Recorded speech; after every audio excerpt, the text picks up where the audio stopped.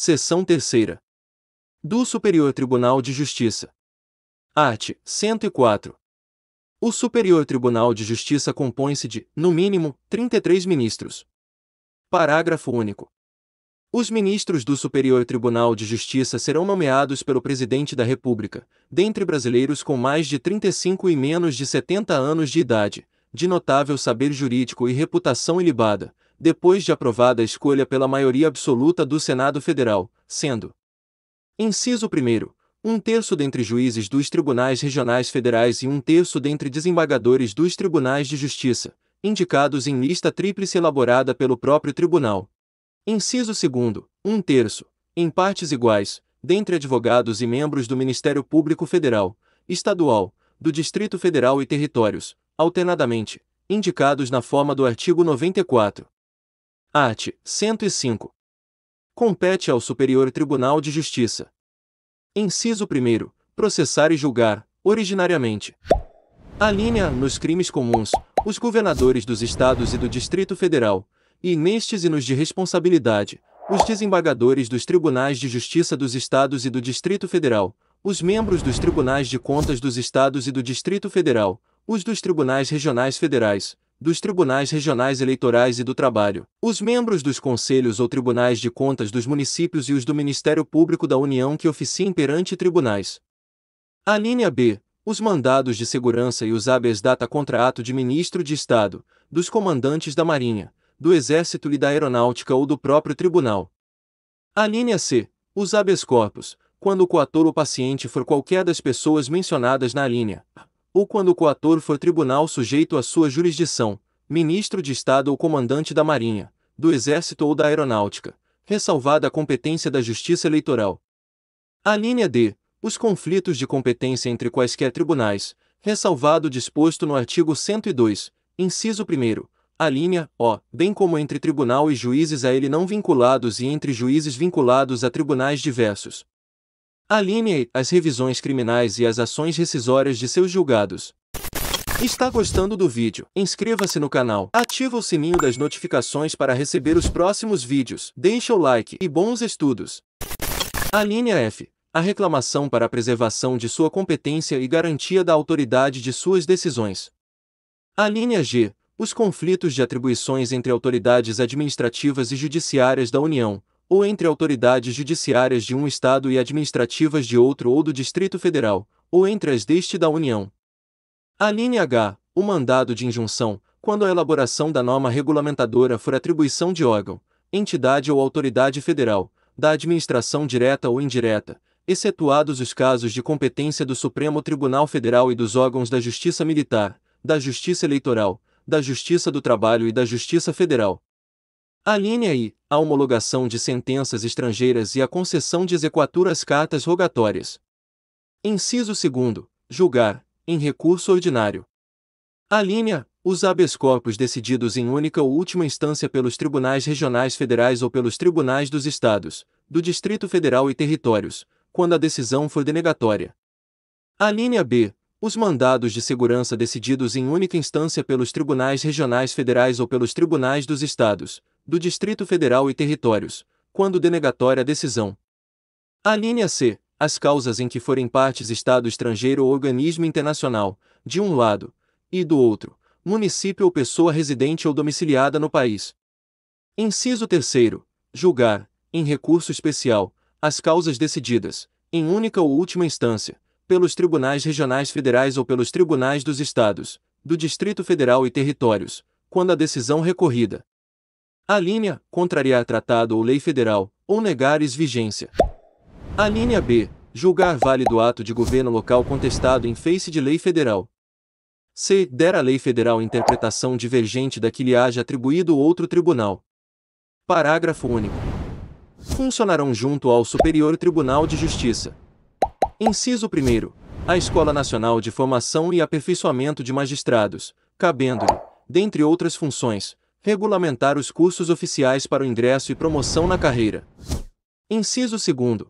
O Conselho da Justiça Federal, cabendo-lhe exercer, na forma da lei, a supervisão administrativa e orçamentária da Justiça Federal de primeiro e segundo graus, como órgão central do sistema e com poderes correcionais, cujas decisões terão caráter vinculante. Parágrafo 2º. No recurso especial, o recorrente deve demonstrar a relevância das questões de direito federal infraconstitucional discutidas no caso, nos termos da lei, a fim de que a admissão do recurso seja examinada pelo tribunal, o qual somente pode dele não conhecer com base nesse motivo pela manifestação de 2/3 dos membros do órgão competente para o julgamento. Parágrafo 3º. Haverá relevância de que trata o parágrafo 2º deste artigo nos seguintes casos. Inciso 1º. Ações penais.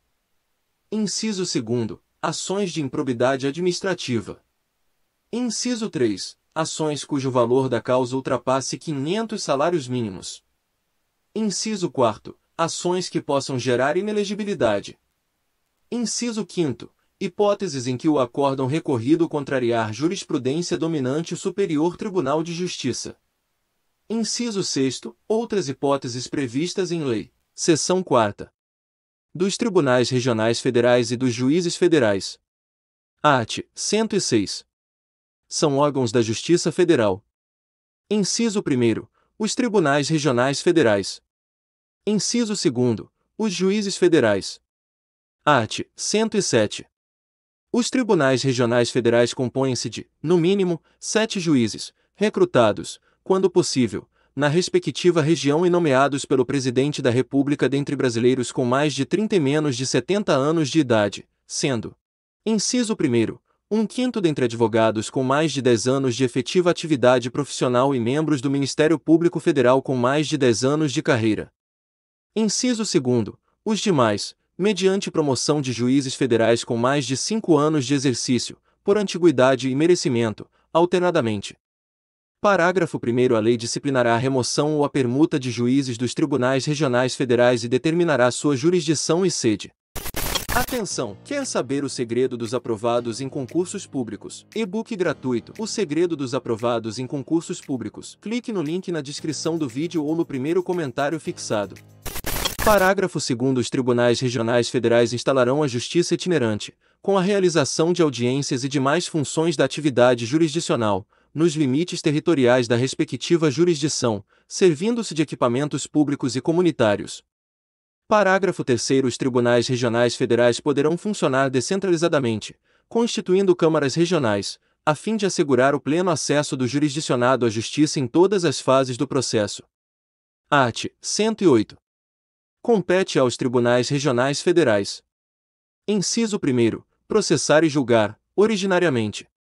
Alínea. Os juízes federais da área de sua jurisdição, incluídos os da Justiça Militar e da Justiça do Trabalho, nos crimes comuns e de responsabilidade, e os membros do Ministério Público da União, ressalvada a competência da Justiça Eleitoral.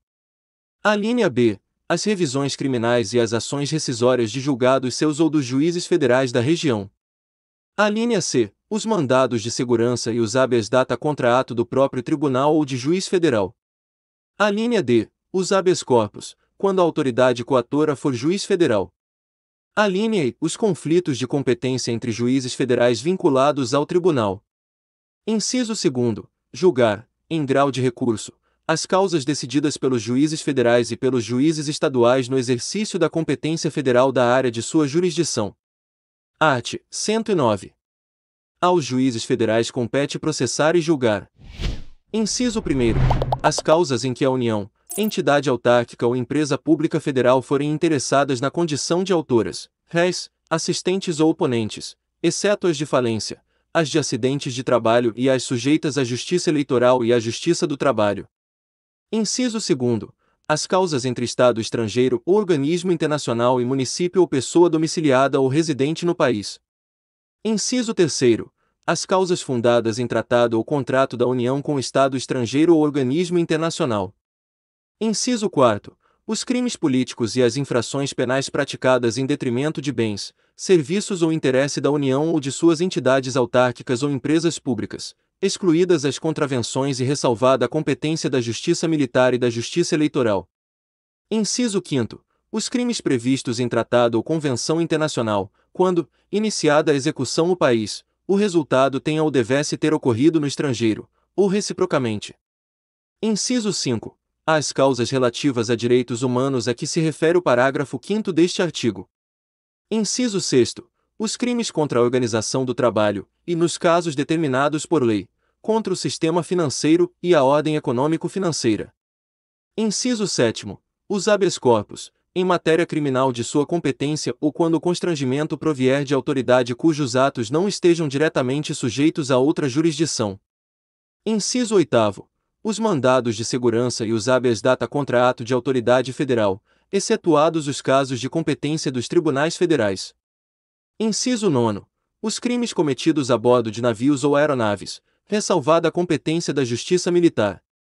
Inciso 10º. Os crimes de ingresso ou permanência irregular de estrangeiro, a execução de carta rogatória, após o exequatur, e de sentença estrangeira, após a homologação, as causas referentes à nacionalidade, inclusive a respectiva opção, e à naturalização.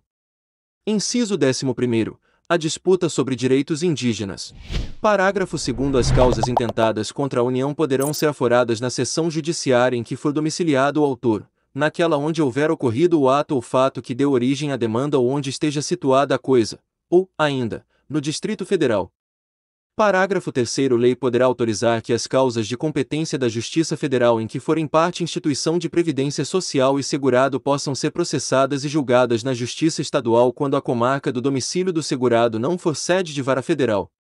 Parágrafo 4º. Na hipótese do parágrafo anterior, o recurso cabível será sempre para o Tribunal Regional Federal na área de jurisdição do juiz de primeiro grau. Parágrafo 5º. Nas hipóteses de grave violação de direitos humanos, o Procurador-Geral da República, com a finalidade de assegurar o cumprimento de obrigações decorrentes de tratados internacionais de direitos humanos dos quais o Brasil seja parte, poderá suscitar, perante o Superior Tribunal de Justiça, em qualquer fase do inquérito ou processo, incidente de deslocamento de competência para a Justiça Federal. Art. 110. Cada Estado, bem como o Distrito Federal, constituirá uma seção judiciária que terá por sede a respectiva capital, e varas localizadas segundo o estabelecido em lei. Parágrafo único. Nos territórios federais, a jurisdição e as atribuições cometidas aos juízes federais caberão aos juízes da Justiça Local, na forma da lei. Atenção! Plano de estudos personalizado para seu concurso, com apostilas completas, questões atualizadas, simulados preparatórios, PDF, artigos, livros e muito mais. Clique no link na descrição do vídeo ou no primeiro comentário. Se você chegou até o final deste vídeo, escreve aqui nos comentários, eu serei aprovado. Inscreva-se no canal se não for inscrito, deixa o like e compartilha com amigos e bons estudos.